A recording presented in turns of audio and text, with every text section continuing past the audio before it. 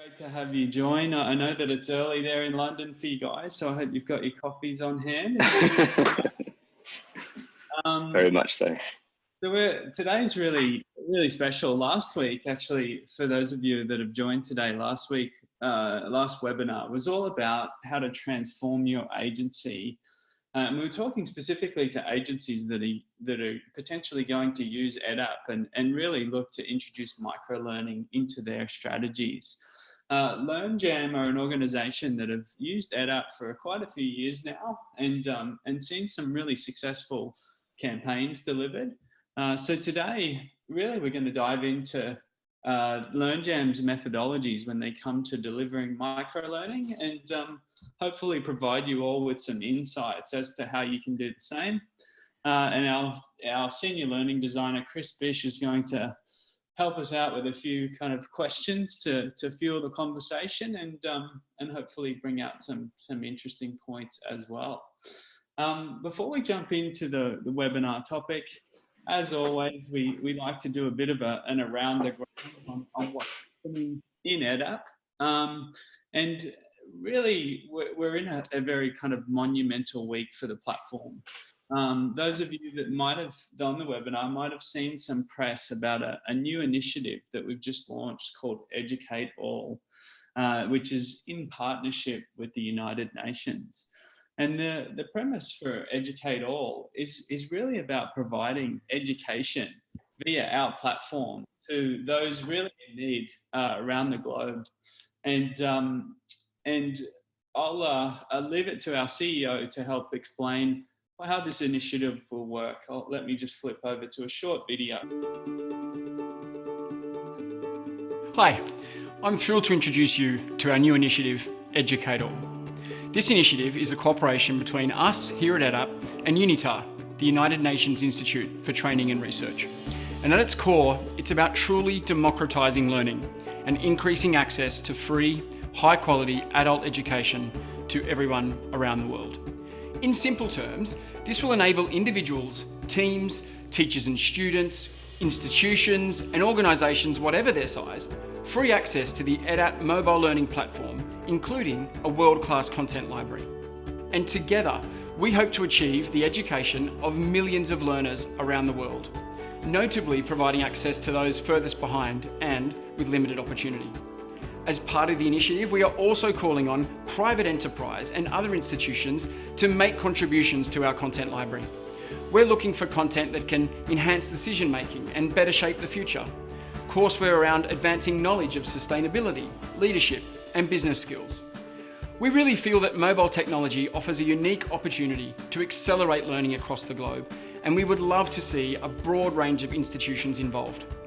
To do so, simply visit edapp.com or follow us on Twitter and get involved in our mission to democratise and increase access to free, high quality and impactful education.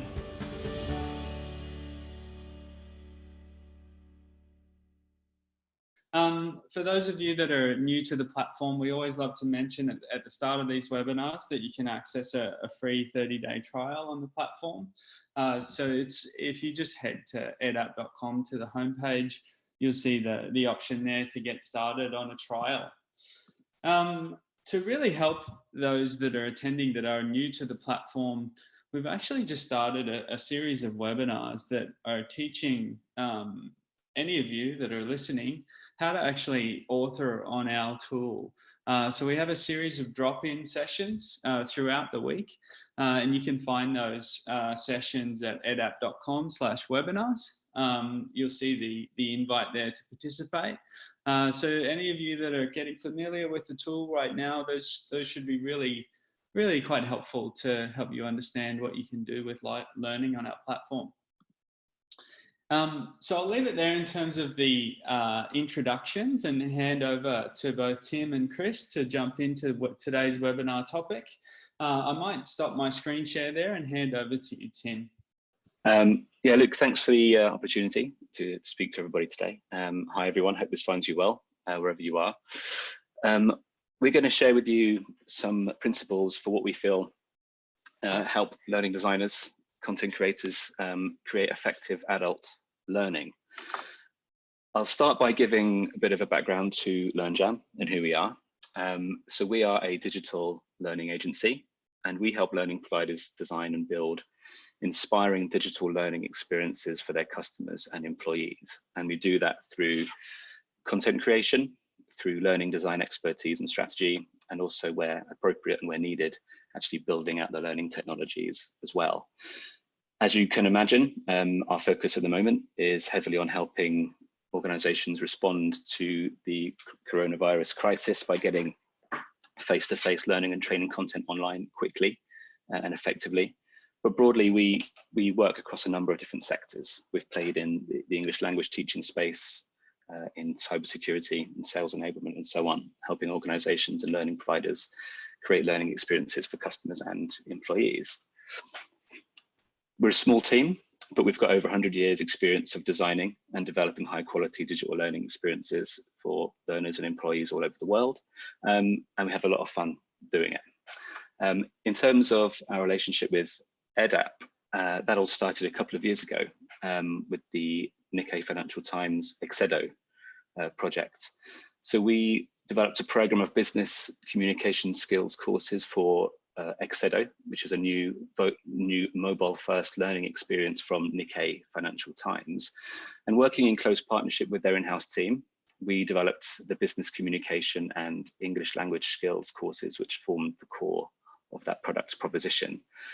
The mobile-first courses follow a microlearning approach and use rich learning content, including video and audio, which we also help to produce to facilitate an active learning approach. And it's through that program that we really cut our teeth on the EdApp platform. And then subsequently, we went on to use EdApp in a number of different projects, and more recently using it to develop prototype learning solutions for clients in a learning design sprint phase, which we felt EdApp was really well positioned to help us do, to put something together quite quickly to demonstrate a particular learning approach. Over the years of working on different projects, we felt we needed to create a central source of truth, really, when it came to what we know about learning. And in order to make our learning experiences as effective as possible, we felt we needed to develop a clear set of practical, evidence-based principles that we can apply to everything we do. So we carried out an extensive review of the research and literature on learning, and then combine this with our own first-hand experiences, as well as input from leading experts in the field. And after a few months of that, the outcome was a document lovingly called Our Learning Design Principles. And this captures everything we know about how to design effective learning experiences. We launched this in February this year, and we've been using it actively across a number of projects. This is available to download for free on our website, and I'll share a link with you at the end of the webinar. But broadly, it tells us this. Our research told us that effective adult learning relies on three key elements. It relies on learning materials that have been designed based on an understanding of the learner and their context. Also, it's based on responding to what the learner already knows, and also providing effective practice over time in order to ensure that that learning sticks. To go into that in a little bit more detail, each principle is then broken down into a handful of key areas of focus, which help learning designers to put it into practice. So taking key point number one, or principle number one, designing for the learner and their context. By that, we mean that learners are people first, and understanding them and the context in which they are learning is the first step, really, in designing an experience that will really work for them.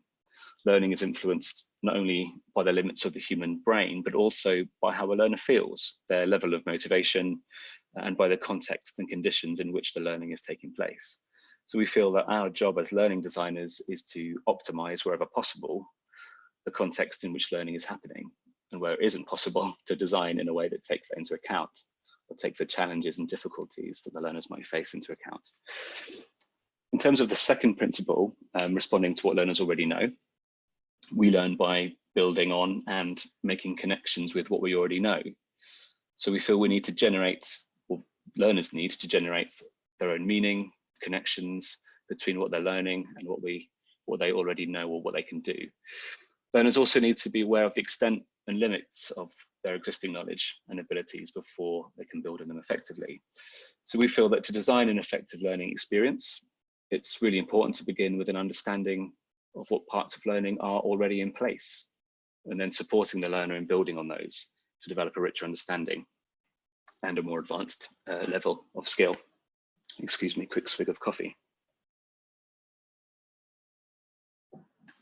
Principle number 3, providing effective practice over time. So just to expand on that a little bit more, so to store new ideas in long-term memory, we need to meet them a number of times, ideally in real life or authentic conditions. And once it's in the long-term memory, we can retrieve it and connect it easily to new content, contexts, and problems, and so on. So effective practice depends on what you want to focus on. Research shows, for example, that studying and practicing little and often, known as spaced repetition, is really good for declarative knowledge, so facts, figures, and dates, and so on, where the goal is basically to memorize them. But more complex skills like learning a language, for example, require a combination of declarative and procedural knowledge.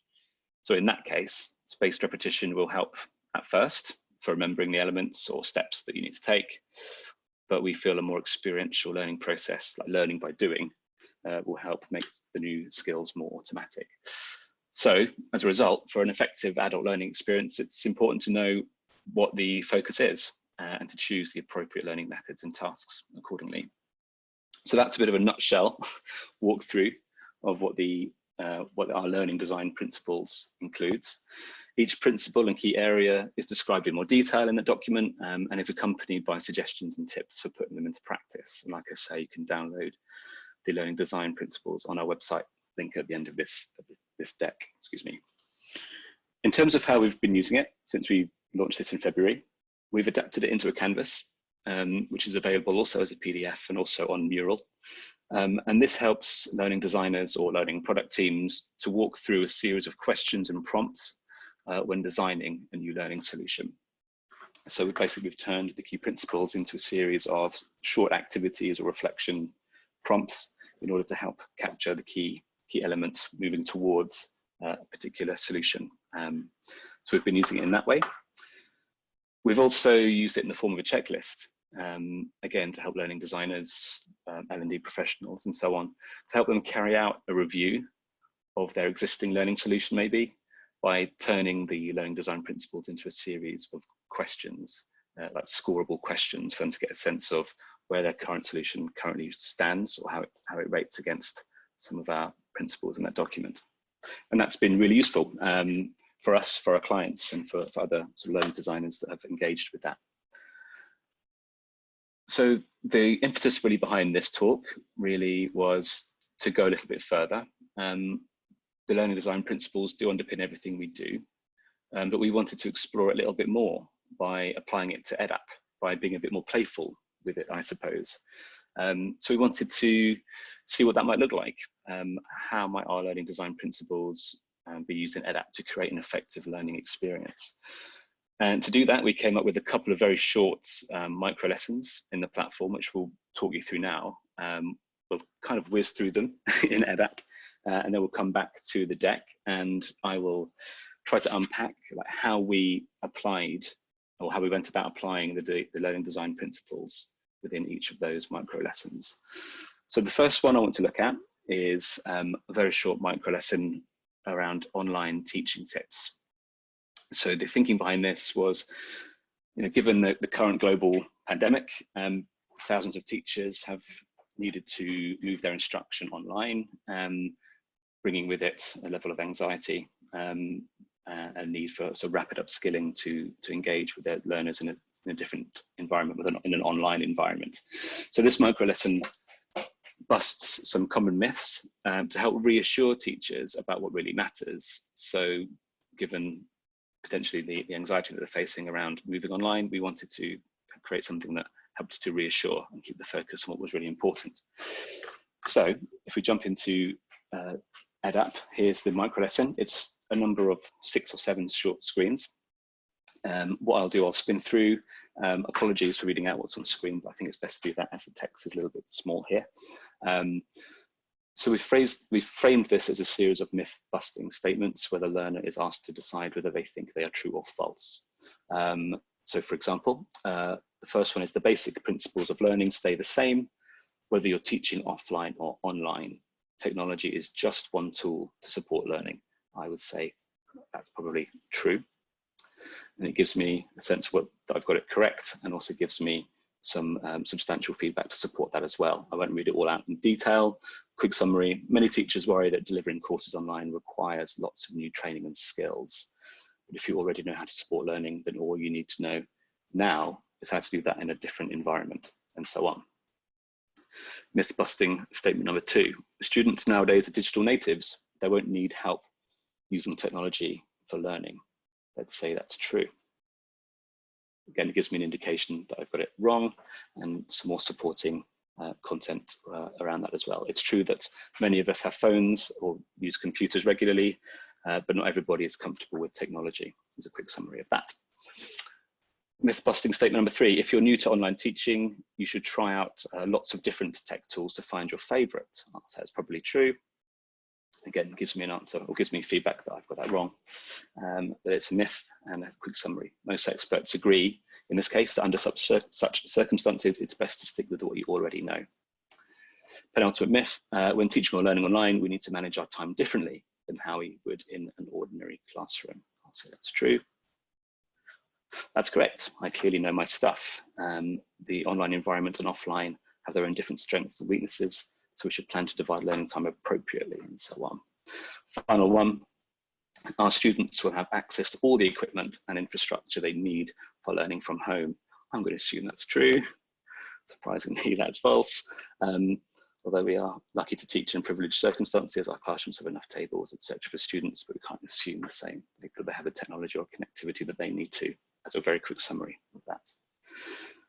Moving on to the final screen, which of these facts were new to you? So I felt I found something out about students, what they've got at home, around them being digital natives. That was kind of new stuff for me as well.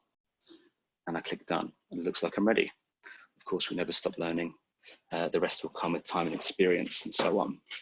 So that's a very quick spin through of that first micro lesson that we put together around top tips for teaching online. So what I'd like to do now is take a bit of time just to kind of spin through our rationale, like how we applied the learning design principles and subsets thereof when we went around designing that micro lesson. And so have a quick sip. Excuse me 1 second.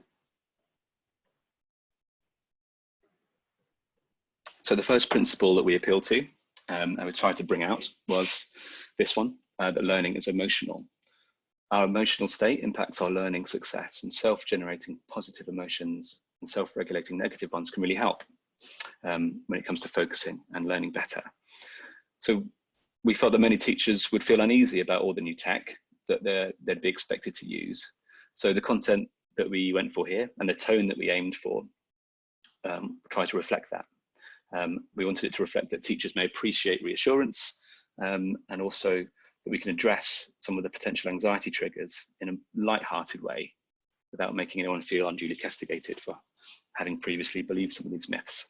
So we wanted to really make sure that we took into account the emotional aspect here and approached this from an angle of reassurance. And that came out in a light-hearted tone and messaging. We also appealed to this idea of intrinsic motivation. Now, intrinsic motivation generally is a stronger incentive than extrinsic rewards. That's not to say that extrinsic rewards such as stars don't have a purpose. They work really well for adding a competitive edge to a learning experience, for example.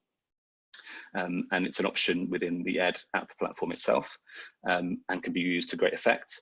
But for what we wanted to achieve with this micro lesson, we decided to disable the stars. We didn't want to include any scores or rewards for correct responses. So these screens were designed to relieve anxiety by busting myths. So we didn't want to put any pressure on a teacher and any pressure on them to perform. And we didn't want to sort of punish them in a way by withholding scores for myths that they may have believed to be true or they have been taken in by. So that's how we actually decided to not engage the stars feature in order to appeal more to intrinsic motivation in the teachers. Another principle we had in mind was establishing a strong foundation. So it's very important to establish early on if a learner's prior knowledge is accurate, inaccurate, or even non-existent. So before these teachers begin the difficult job of planning or replanning their lessons for the online environment, they need to have a good understanding of what the priorities and challenges really are. So here, the focus on myths forces teachers to critically examine what they already know. So for them to be a bit more reflective and to help them establish, what is my foundation here? What's my starting point and where do I need to go from there? Good quality feedback was a principle that we brought into play. Research tells us that we shouldn't merely praise or punish, and we shouldn't just confirm an answer as being correct or not. But learners need ample feedback in low stakes contexts, and they need to feel supported and respected. So we used the feedback field in EdApp to achieve that. So the feedback after each screen explicitly elaborates on why a certain widely believed statement is correct, what is true or false, and it allows the teacher to reconsider their beliefs and potentially extend their knowledge. So in that way, the feedback field really kind of works as an extension of the instruction or of the activity itself. And it wasn't just a matter of right or wrong, but it added some more messaging and support in the process. So another principle, and the final one to allude to this micro lesson, was raising self-awareness. So effective learning involves metacognition and awareness of one's own thinking and behavior. And learners can benefit from increasing their awareness of their own knowledge and from explicitly connecting learning to their own personal identity. So here, in the final slide of that micro lesson, the learner is invited to reflect on what they've learned and how far they may still have to go. So again, it's getting them to think, what have I taken away from this? What perceptions have been changed for me? What might that mean for what I need to do next? So that's how we approached it. It's a very short and simple micro lesson, and a couple of takeaways for us that came out of that. The big takeaway was that the field of play for the principles can be really simple. And by field of play, I think I'm referring to the actual activity types that we use there. As you saw, the micro lesson was basically 6 of the same activity types, the categorized activity type. But although that was quite a simple interaction, it allowed us to actually imbue that with a lot of our principles. So it's quite versatile in that respect. And also that, principles play out simultaneously. It's not a matter of screen 1 appeal to principle 1, screen 2 appeal to principle 2, but all of these, or a number of principles are in play at any given time, whether it's referring to building intrinsic motivation, raising self-awareness, feedback, which is of course an ongoing thing. These were all kind of coming in and out of play, almost like kind of moving around an orchestra and bringing out the different sort of sounds from the group in that respect, to use a really loose analogy. So that's how we set about attacking that first micro lesson. So of course, Chris, that makes sense. If I just butt in there, Tim, that was that was really good. Obviously, a lot to kind of dive into and unpack, etc. But while you were going through, I was just kind of like making some questions and some notes and things. I was wondering if I could ask you just a few questions before you carry on with the rest of the presentation. Is that all right? That's totally fine. Yeah. Brilliant. So obviously, in terms of micro learning, your time with the learner is a lot shorter. With that in mind, how do you emphasize the context of the information in a mobile format? So types of questions, real life situations and examples, case studies, stuff like that. Good question. So we try to bring the mobile experience as close to real life contexts as possible. And we've used things like real world case studies to do that, albeit in a dramatically abridged form for easy mobile consumption. Other examples we've used are audio to set up the scene. You'll see an example of that in the next micro lesson, how we've kind of used sound to set context. We've also used authentic conversations, so bringing in like phone conversations or voicemails to again bring it to life. Something as simple as short videos, short simple animations that just put you straight in the scene or put you straight to the heart of a concept or or activity. Recently, we've used things like real-world advertising examples to, again, like draw out real-world case studies. And there's a really good template in EdApp that we've been making a lot of use of recently, which is this, it's like a chat template that simulates a like an instant message conversation. And that really works for putting a learner right in the spot, especially for some language work or concept checking work. It really helps to create an authentic environment to practice. Brilliant. Okay, so off the back of that, I was wondering how you would reduce the cognitive load by providing worked examples. So would you be able to give an example of some applicable like learning situations? Yeah. So in terms of like how we reduce cognitive load through worked examples, so worked examples reduce cognitive load by like providing an illustration of a concept or a principle in a way that is intended to free up a learner's limited cognitive resources. So worked examples might be like product oriented or process oriented. So in the product oriented example, it's around sort of a starting point. Think about a starting point, desired endpoint, and the solution. So think of a case study of how the company achieved X, or how startup achieved exponential growth, whatever it was. Like, we can tell a very clear story around where they started, where they wanted to get, and what the solution for achieving that was. From a process-oriented worked example, this is more around the decisions, like choices, considerations that are involved in getting to that end point. So think of that same case study that has a narrative around it. So explaining the rationale for each of the decisions along the way. So an example of this might be, think of like delivering a sales pitch as a worked example. So a really good product oriented one would be modeling that. So like watch a sales rep as they deliver their pitch, like watch them go through the stages of prepping for it, setting up, delivering it, and maybe even reflect upon the success of it at the end. Moving more to a process orientated one might be like thinking of a case study, like let the sales rep talk you through their rationale for how they did what they've just done. What influenced their choice of slides, for example, what influenced the choice of language or terminology that they used, or what did they choose to focus on and why. So that might be taking more into like a process oriented thing. And again, the idea there is that we kind of demonstrate, we illustrate those key concepts. The alternative is that we spend a lot of time, a lot of content, a lot of effort, cognitive effort, like trying to cover every eventuality, when you really want to just get to a deeper understanding of that quickly, and worked examples really do help achieve that. Awesome. Okay. So just moving on slightly, obviously at EdApp, we're always wanting to think of new ways and ways we can incorporate areas for motivation for the learners, so subconsciously motivating them effectively.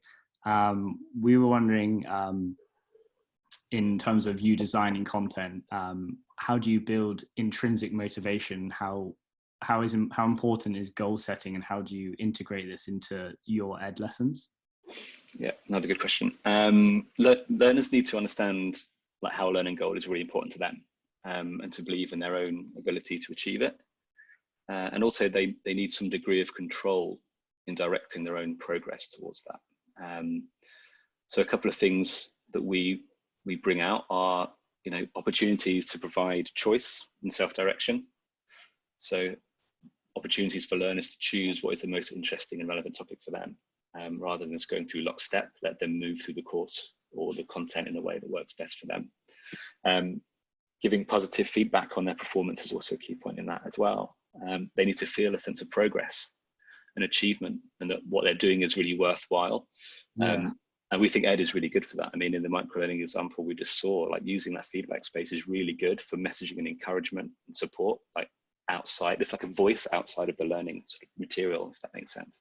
And also just like offering encouragement, like encouraging learners to persevere, despite setbacks, difficulties, just helping them focus on goals and reasons for their learning, and continuing to refer back to those.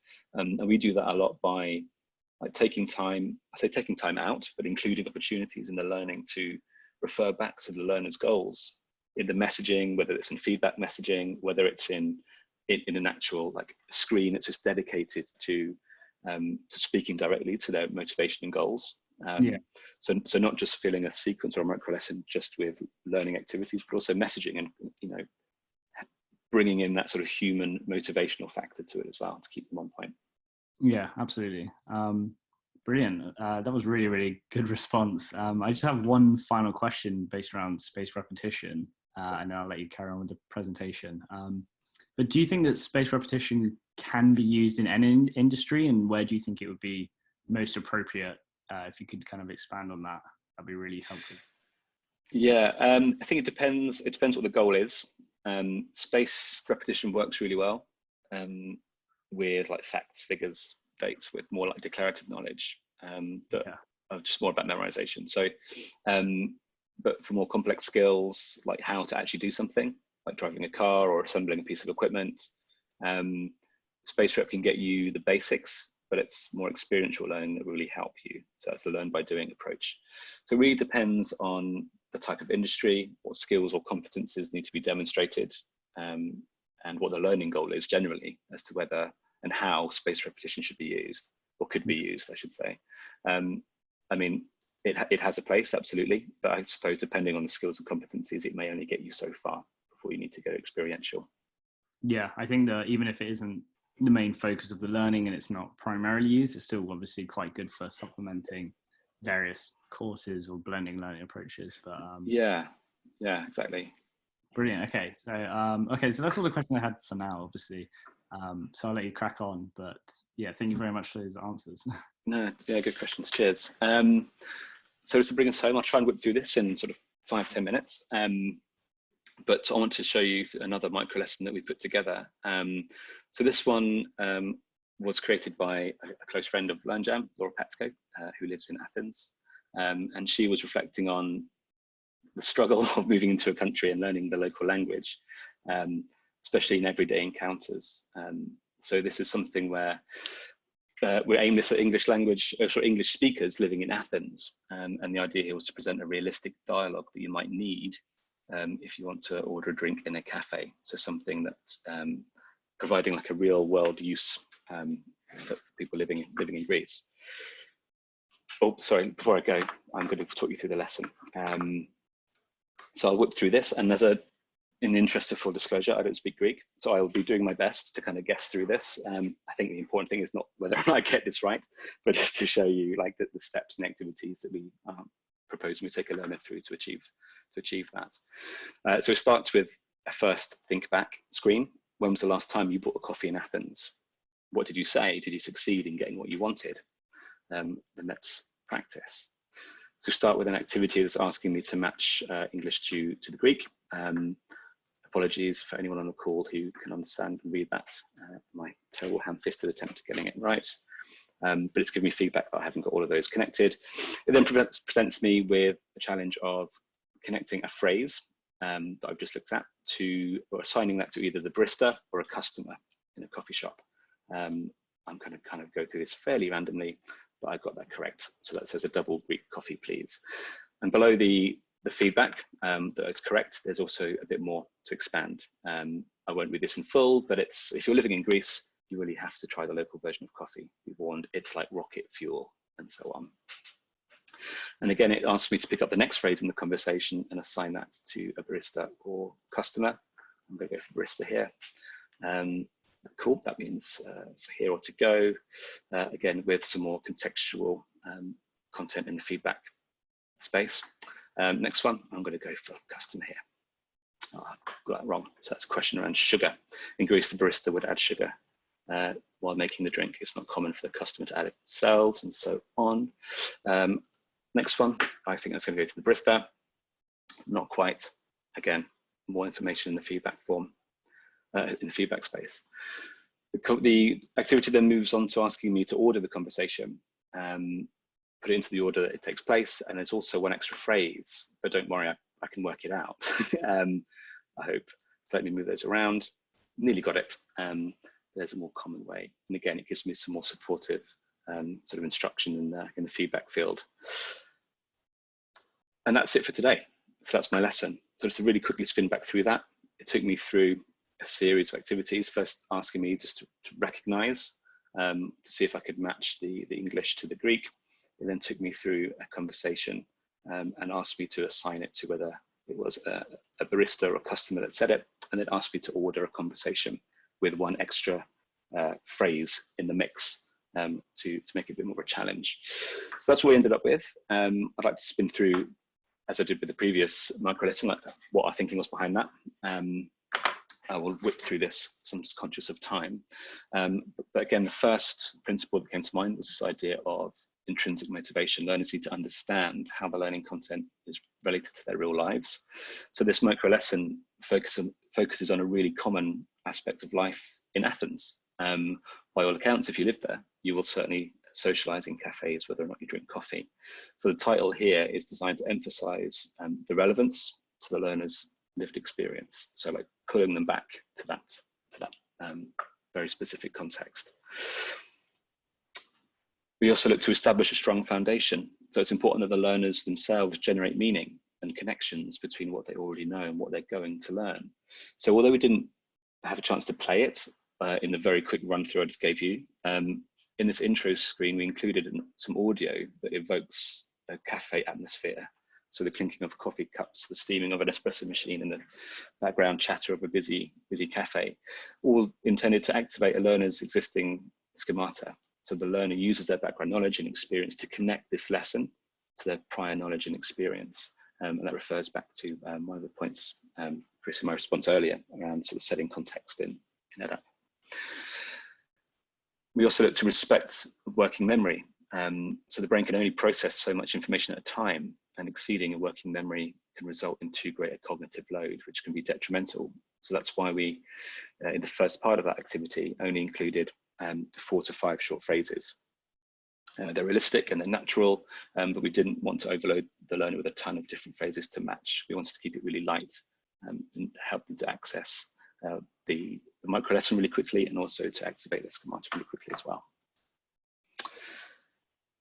Another principle that we tried to bring out here was this idea of challenge and supports. And this principle suggests that tasks should be structured and sequenced to increase gradually in their level of cognitive demand, while moving from guided practice to independent practice. So this first activity provided scaffolding for the learner to build on what they already know.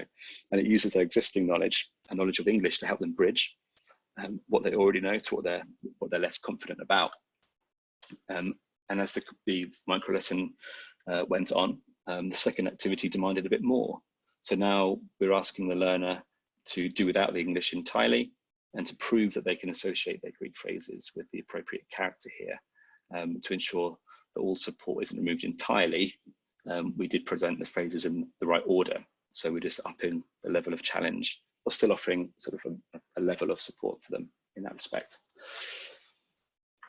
We also respected the working memory of the learner at various points and various activities of the micro lesson. So in this case, in this part of the lesson, rather than adding extra vocabulary like barista or customer, we decided to withhold those and just use circles just to highlight the individual within those scenes.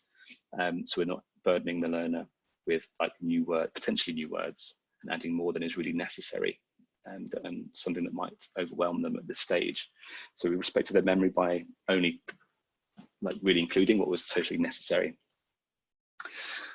Again, good quality feedback was a really important part of that design. Again, it's not just about confirming whether something is correct or not, but here the feedback highlights and elaborates on the meaning of the correct answers. And as I tried to call out, kind of pulls it back to the context of the experience and relatability of living in Athens and going through this type of experience. And again, like challenge and support came into play in the final activity, where the challenge was increased a little more. So now there's no English support, the phrases appear out of order, the learner needs to remember all of their meanings. And we also added in one extra phrase for luck, which we believe they should be able to work out. So over the course of the micro lesson, we really ramped up the challenge, going from very simple matching to something where they had to order and also interpret or infer the meaning of a new phrase.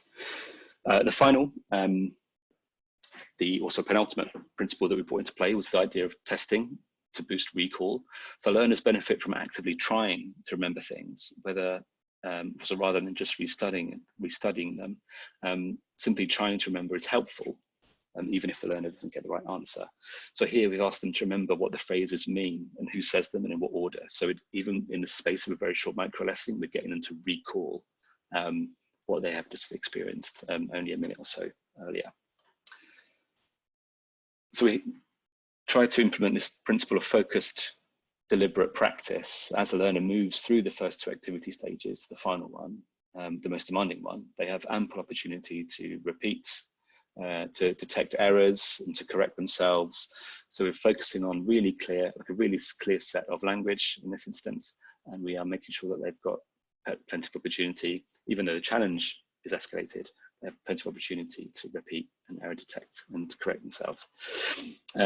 Takeaways from us here were that the core principles really guided the content creation process. So when it came down to like, how can we design this? Well, how do we write content for this that respects working memory, whilst also ramping up challenge and support? Like, the principles really helped us to work out how we needed to do that from a content perspective. Super quick whip through, but that does bring me to the end of that final micro lesson and how we implemented our learning design principles to help learn Greek to order coffee in a cafe. Thanks so much for that, Tim. That was a really, really smooth demo as well. It's always nice kind of seeing areas of learning that you wouldn't typically come across in your job or whatever space you're in. So just jotted down a few more questions. Won't be too much longer. But in terms of how you cater to the diverse kind of audience and group of learners, would there be any differences in the context of language compared to, let's say, like retail or HR policies, for example? Most probably, almost certainly. So in terms of differences in context, yeah, I mean, context is really, really elastic. So if you think about it from a perspective of like a concrete physical environment, so the context that a learner is in, is working in could be, is it formal or is it informal? Is it online? Is it face-to-face? Are they working alone? Are they working in groups, at home or in the office? So there's tons of variables there. And there's also like physical and emotional states, like physical and emotional sort of context to take into account as well. Are they tired? Are they hungry? Are they stressed? Are they commuting? Are they battling their way in sort of rush hour traffic and so on? So there's tons of sort of contextual variables to take into account. The learners themselves really need to understand how the learning process works for them, and they need to relate it to their own goals. So it's our job as learning designers to understand what that means to them and to bring it into the content and experience. So it's our job to work out like, what is the context that they're working in, what are they trying to achieve, and how do we design an experience that really helps them to do that.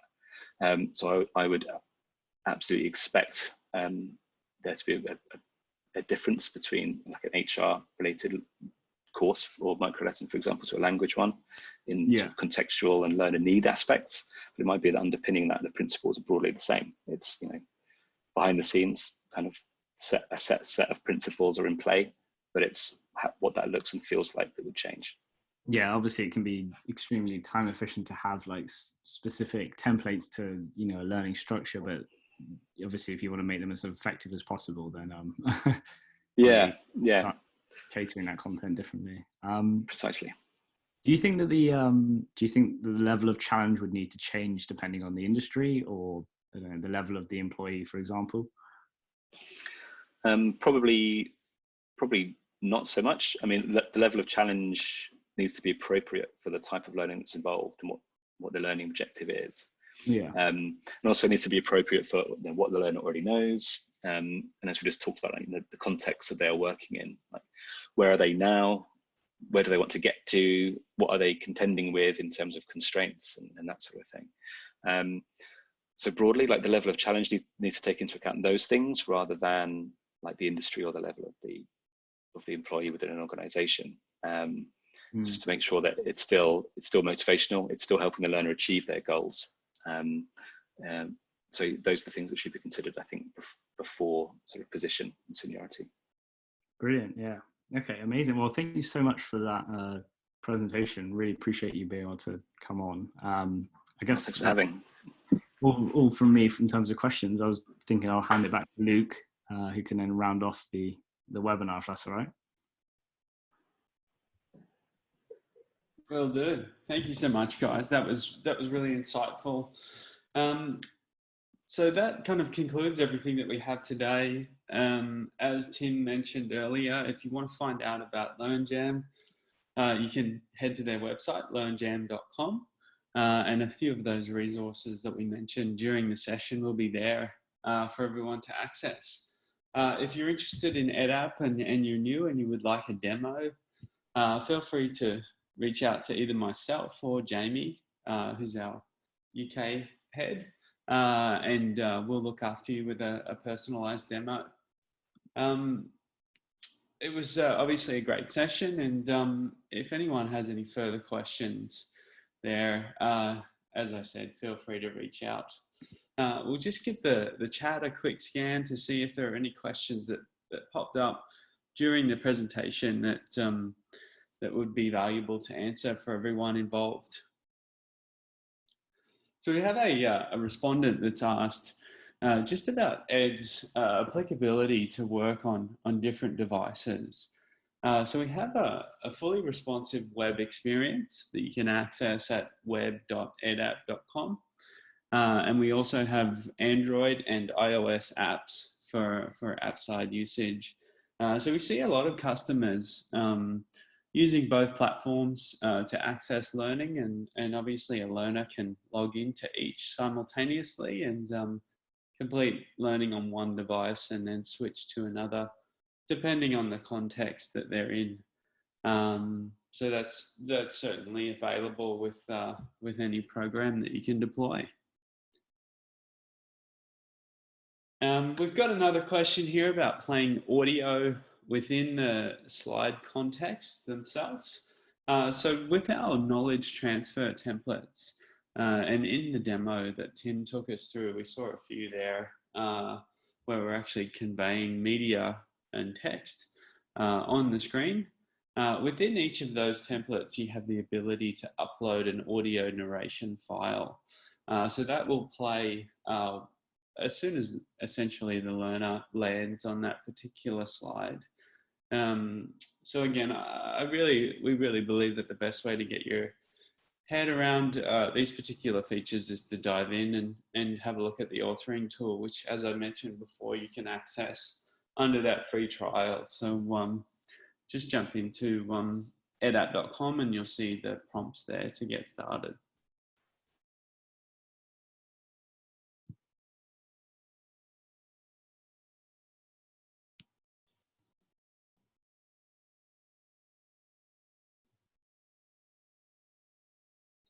Okay, we have another question here about accessing content when a learner is offline. This is a really great feature, a really great question, and we recently released a feature to answer exactly this use case.